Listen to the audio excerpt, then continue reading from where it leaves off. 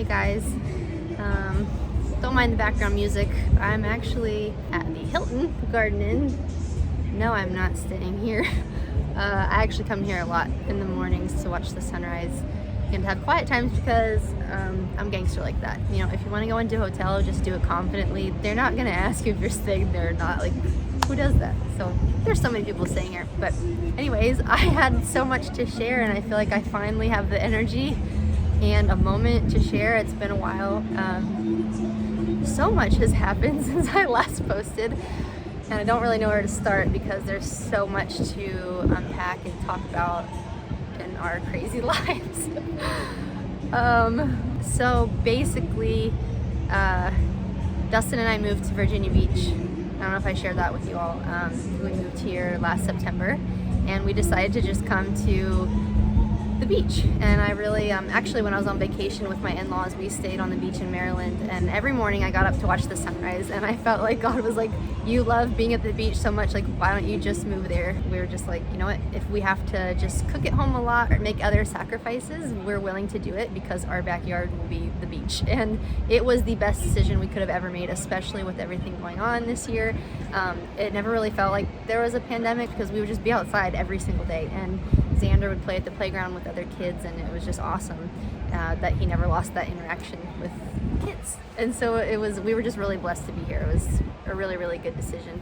And so yeah, we just have decided to live simply and not buy stuff we don't need, and we're able to be at the beach, which is awesome. Like, I think you can see in the reflection, the beach is right there. Like, we literally live right across and we're here every day. So anyways, it's been a totally wild ride. I feel like so much stuff is happening that was prayed over us. Gosh, this is gonna be a long one, but I really feel like I need to share it. When Dustin and I were living in LA, I think I had shared that story before, how we went to this event called The Call, and Dustin's best friend David, his knee got healed that day. He had an ACL tear. And long story short, the pastor got up on stage and said, there's someone here with an ACL tear in their right knee, and you did it playing rugby in 2010. Can you just stand up because God wants to heal your knee today? And it was my husband's best friend who was with us, and a team came over from Bethel, and we all laid hands on him and prayed, and his knee got healed that day. He literally took his brace off and ran up and down the bleachers with no pain for the first time. And so that was like the first big miracle I had been a part of and witnessed with my own eyes. And I'd only heard stories like that. And so anyways, we were leaving that event, and this guy from Bethel stops my husband, myself, and my husband's best friend David. And he was like, hey, I want to pray for you guys. So we're like, yeah, cool. And he prays for my husband's best friend, and it was just, we were all crying because we knew that it was just so specific and dead on with his life, and we knew it was just totally God speaking. And so then he prayed for my husband. He was like, hey, do you play the guitar? And he said, God's taking you way, way, way away from the beginnings of your music career and launching you into what you've wanted to do your whole life, which is perform on stages. And he said, I just feel like you have this hope and joy anointing on your music. And he said, your music's going to transform entire generations of young men and women, and how you're going to have rare access all over the United States and in other countries.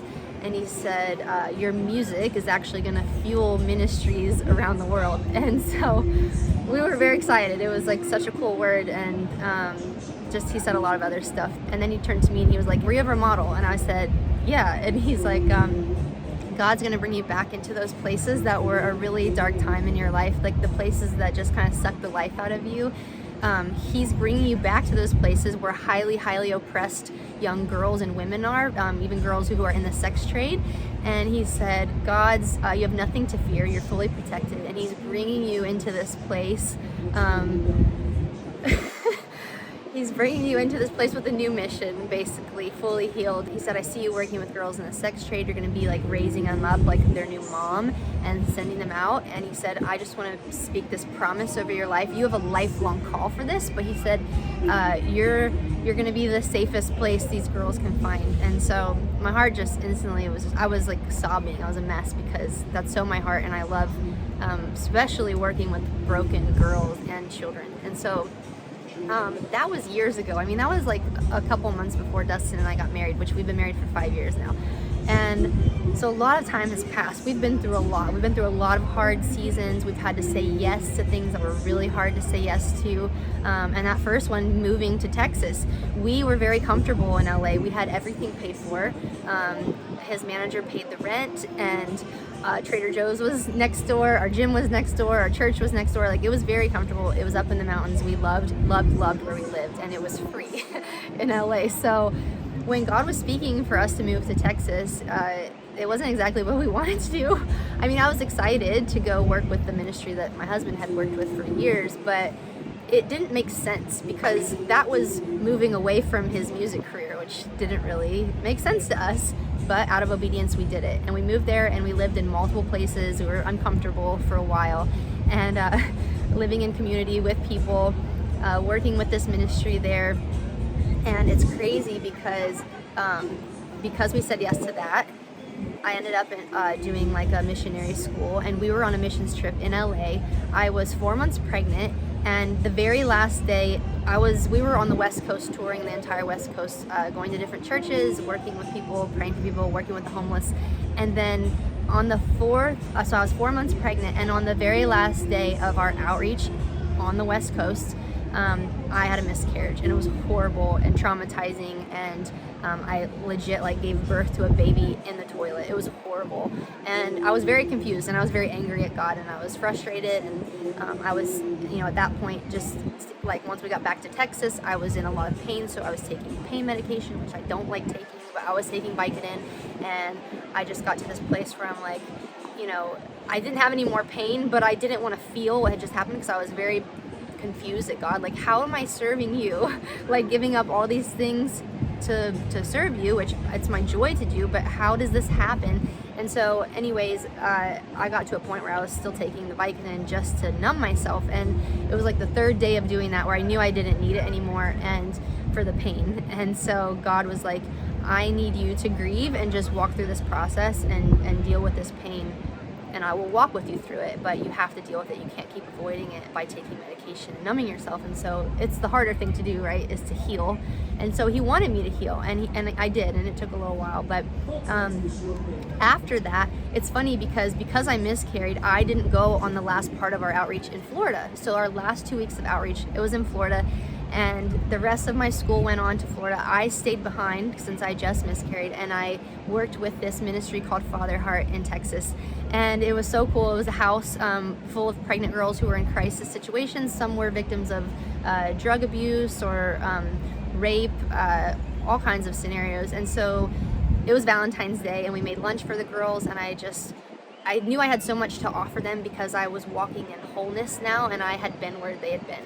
Maybe not exactly what they'd been through, but I could identify with a lot of what they were going through, especially with addiction and just promiscuity and having an abortion and all these things. And so there was this one bedroom that I got assigned to, and I found out what the girl liked in her room, and so I made it really special, and we renovated the whole room with another team, and we painted and hung up like lights and did like little bohemian decorations, and it was a really sweet space for her pregnancy, and I just want to make it really sweet for her. And long story short, it was like the third day after working with this ministry, I really felt like God was asking me and Dustin to do life with these girls just for a season and live in this house with them, and they needed help there.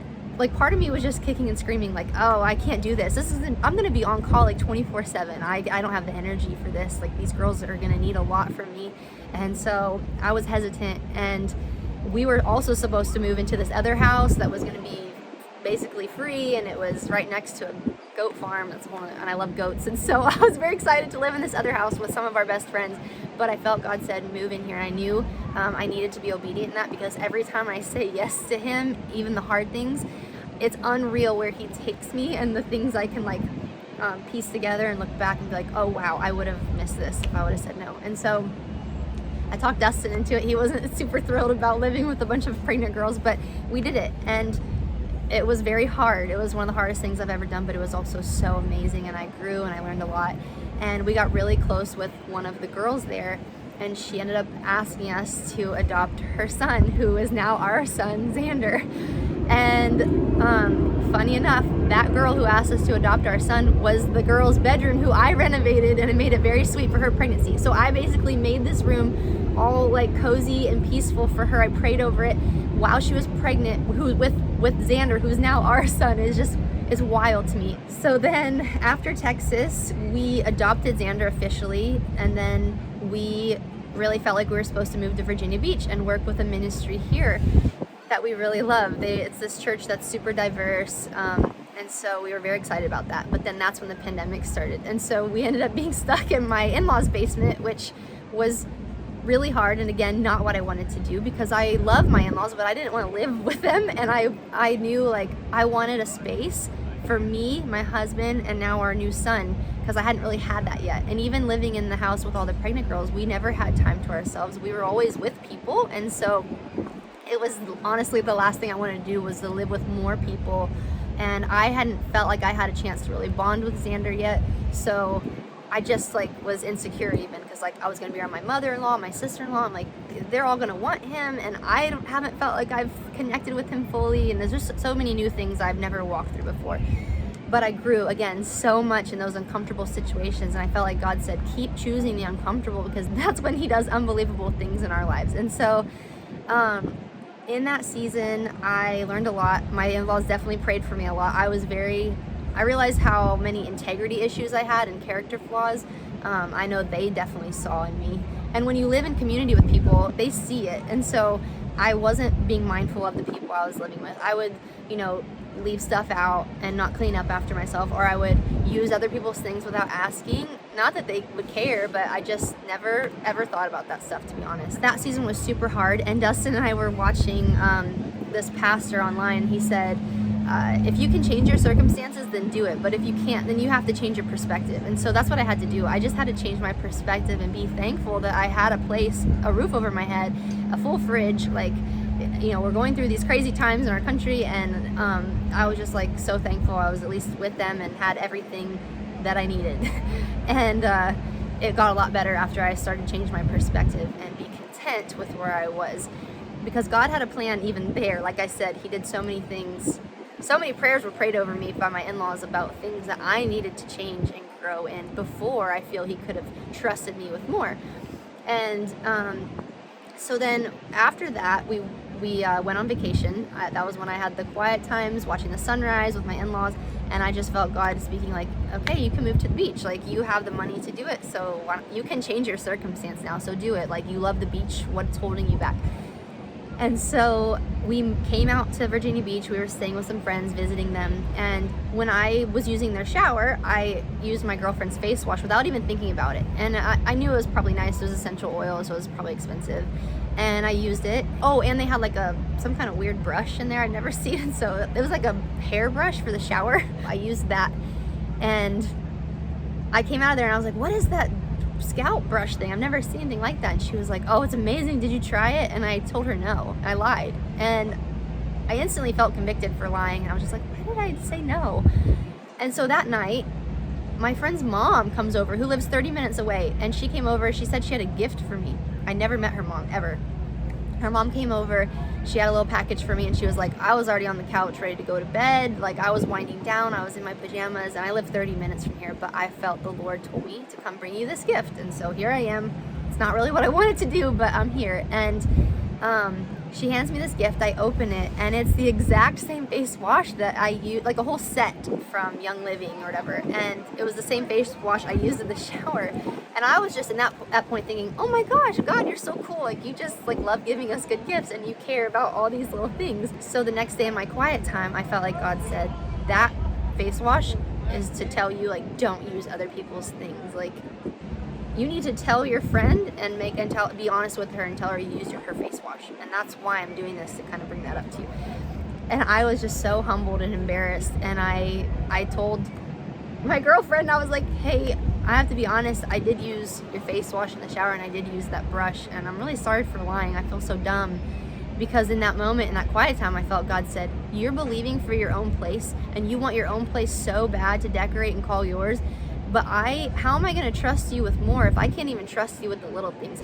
And the Bible says that if we can be trusted with little things, like, he will give us more. And he wasn't doing that with me because I had some serious character flaws and I wanted to be a faithful person. I haven't been a faithful person, and honestly just had some major integrity issues. But when I told my friend that, like, she teared up and really appreciated my honesty in it and the way that I was able to humble myself. And it was embarrassing and I felt really dumb, but it was so cool to see all the stuff that God started opening after that point.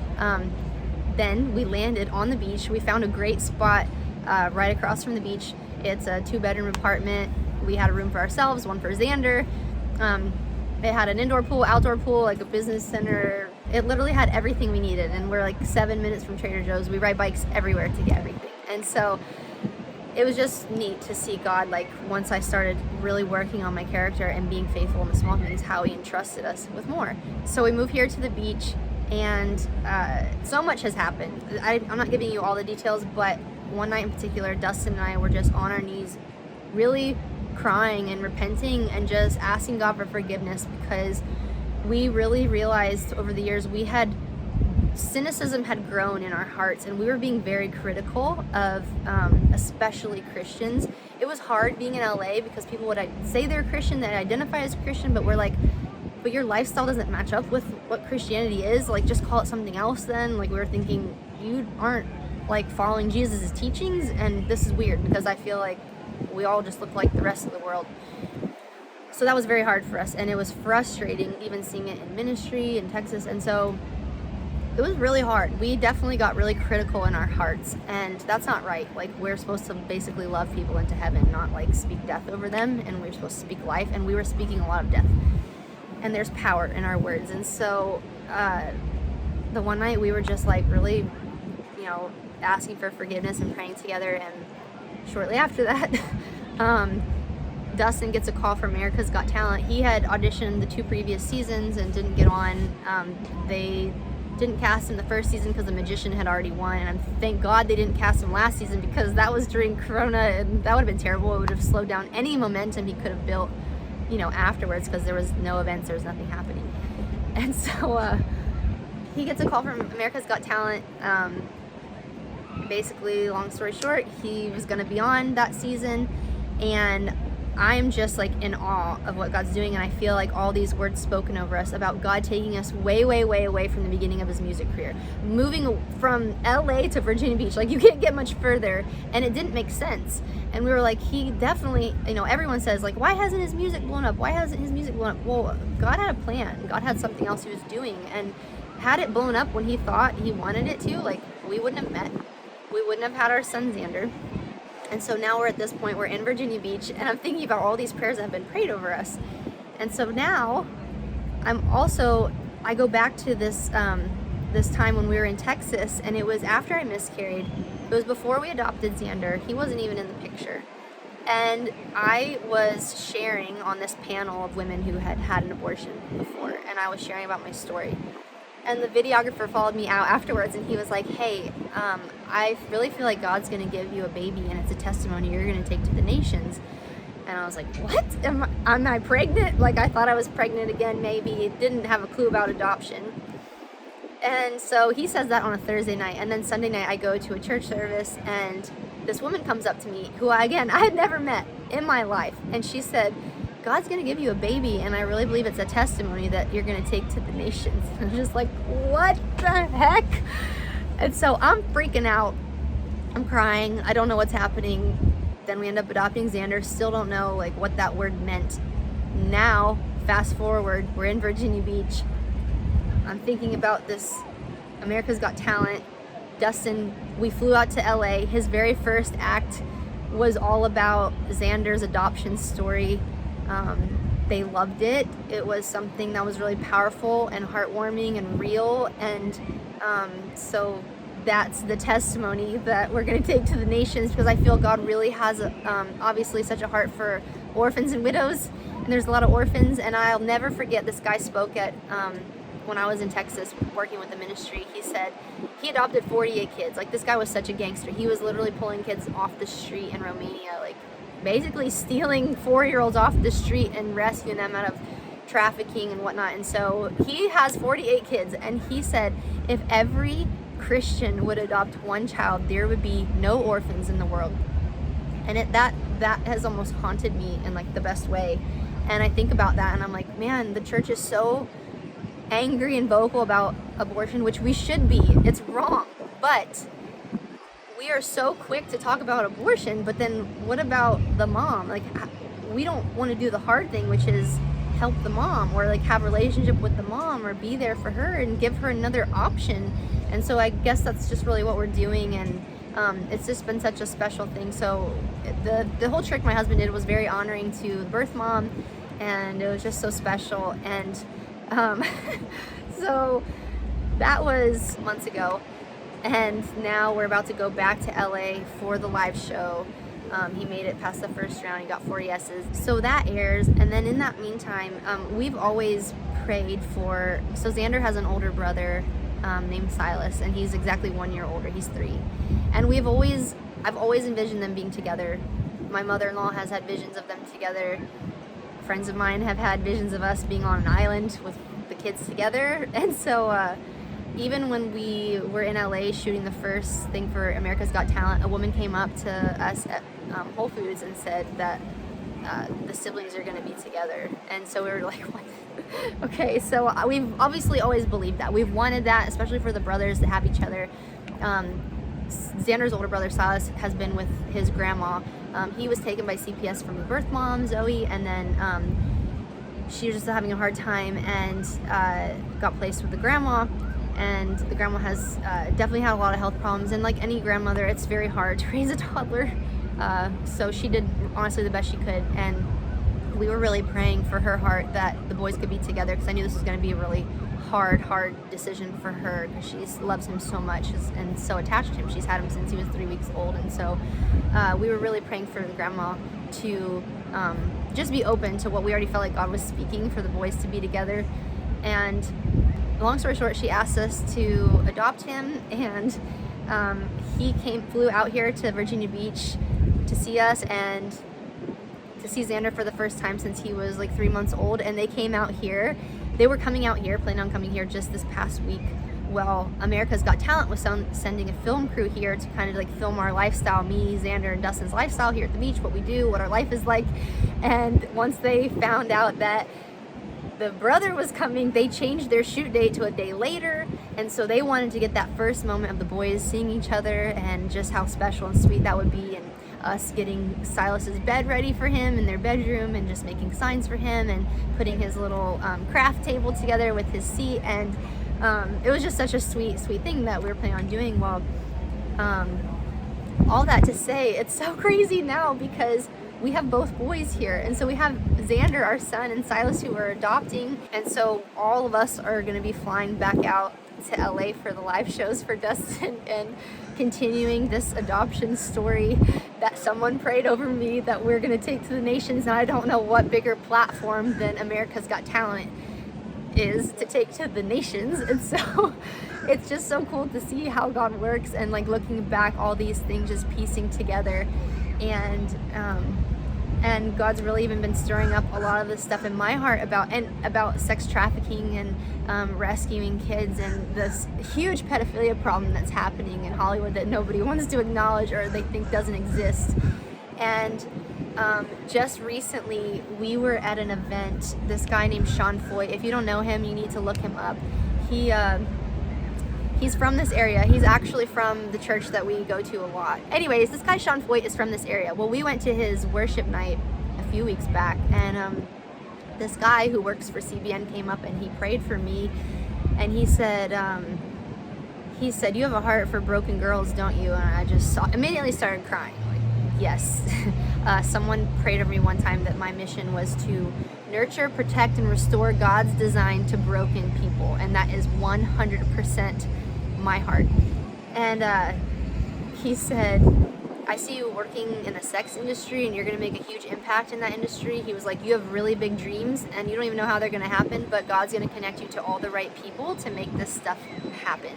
And he said, there's already foundations being laid that you're just going to connect to. And he said, there are tunnels underground where these kids are being trafficked. And he said, God's going to give you more tunnels and more strategies to rescue basically the same tunnels that the enemy's using right now through evil people to take these children. You're going to be going in through these same tunnels and rescuing. He's like, I feel like you have this like you're like a Harriet Tubman going through these tunnels and rescuing these kids.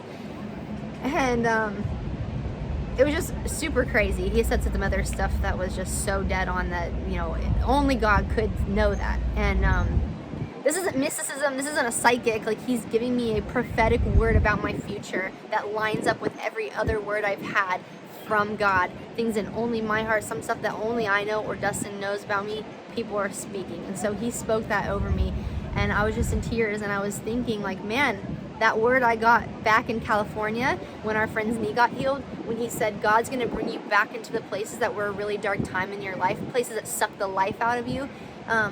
He's bringing you back with a new mission, and you don't have to be scared. You are fully protected. You don't have to be afraid, and you're gonna have favor to go into places where highly oppressed young girls and young women, young boys are. I don't know what's gonna happen with America's Got Talent, but I will say, I think it's pretty wild that I've been feeling already like we're gonna spend a season in Vegas, and that is a huge sex trafficking hub, if you guys didn't know, like huge. And so I don't know what God is doing, but I just think it's interesting that Dustin has this tool to go into these places with his magic and storytelling and real testimonies intertwined with what he's showing people.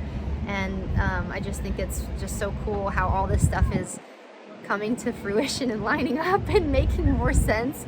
And there's still things we've been waiting on, but I want to encourage you to just stay in the hard times, because there were times where even when during the pandemic I was having a lot of chronic pain, and I was turning to even marijuana again because I felt so fatigued and foggy in my head, and in small, very, very small doses. I wasn't getting high, but I would use such small doses and it would help me a lot. But I felt like I got to this place where God's like, you're gonna lose your calling. Like, don't give up your destiny and everything I've planned for you for this. Like, there's just a better way, and that he can carry me through. And if I would just do the things I needed to do, which was get enough sleep, exercise, eat healthy, drink water, like all these things that are no-brainer, I wouldn't have all the chronic pain. I wouldn't be so fatigued. I wouldn't have, I would be mentally more clear.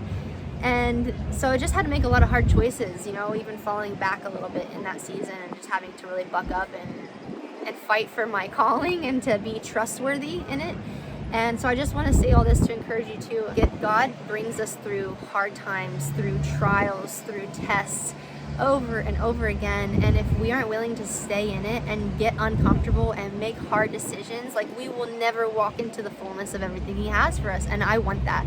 And I want to see the church do that, being intentional about everything we do and being obedient in every single thing we do, and being willing to give up anything he asks us to give up. Because, like I said, there's always so much more. My life, like I always tell people, is the story of Jesus holding the huge bear behind him and a little girl that stands in front of him and says, like, she doesn't want to give away her little tiny bear, and he's like saying, trust me, just keep giving up what I ask you, and I have so much more for you. And so God has really been blowing our minds. And I mean, it's crazy. Like, I just think, like, where I was before I knew the Lord 6 years ago, living on the beach, engaged with someone else who made a lot of money, and partying every other weekend in Vegas, doing ecstasy at the pools, thinking I was living my best life, but being totally depressed when I wasn't under some kind of influence. And that first yes that I gave God of being obedient and moving out of that condo where everything was paid for, where my car was paid for, I was very comfortable. And stepping into the unknown and doing what I really knew he was asking me to do. And once I made that decision, it's like crazy in 6 years that I'm back. I left the beach. He brought me through a lot of hard things. He refined me. He brought me through the fire. He has healed me. He's made me whole. He's given me authority to pray for people and see them healed. He has given me so much. And he's given me a wild story to be able to, like, encourage especially women and girls, and help them not make the same mistakes and take the same road I did, and spare them from a lot of heartache and pain that I walked through. But it's so crazy to see, like, that first yes, and then 6 years later, I'm back at the beach, literally on the beach, living with my husband and our 2 adopted sons, so happy and so whole, and it's just wild because I don't deserve any of this. And to be honest, like, a lot of maybe religious people would think like that I was too far gone, or I was unreachable, or they could have made a lot of judgments about who I used to be, but I'm not that person anymore. And it's just really neat to see when you say yes, where he can take you. But it's gonna take getting uncomfortable. It always does. It definitely costs us everything. Christianity, real Christianity, not I go to church Sunday, not I'm a Christian, but everything about my lifestyle looks like the rest of the world. I'm talking about real Christianity costs you everything, but you gain everything and more, and an abundance of joy and peace and community and real friendships and joy. Did I say joy? Because it's overflowing and it's amazing, and God's really sifting his people right now. He's sifting between the real Christians and the Sunday Christians, and the Holy Spirit filled Christians, and again just the Sunday Christians or the lukewarm Christians. He's separating them, and he is raising up and connecting all the ones who are like sold out for him, who will do anything for him, because this world needs a real dose of Christianity, because a lot of stuff will be revealed soon, I believe, about the corruption and even the church, and just stuff that's going on behind the scenes that's horrifying in the church. The world is going to need to see Spirit-filled Christians who have authority to pray for people and see them delivered of oppression, demonic oppression, to see people healed in Jesus' name and healthy and whole and full of joy. And there's a difference. There's a glow when you're walking with the Lord that's different than the world has, and it's just different. And I don't want you guys, I share this stuff because I don't want you to fall for the lies and the things that are second best, because I was the queen of basically just falling for counterfeit things, counterfeit joy, by just getting wasted and feeling joy, fake joy for a moment, and then depressed after, or counterfeit joy when I would use drugs or ecstasy or get high out of my mind. Yeah, there were some fun times there, but it wasn't worth what I felt afterwards and the decisions I made. Good Lord. Yeah, none of that was worth it when I can consistently feel joy and peace and yeah, joy and peace, man. The world needs that desperately right now.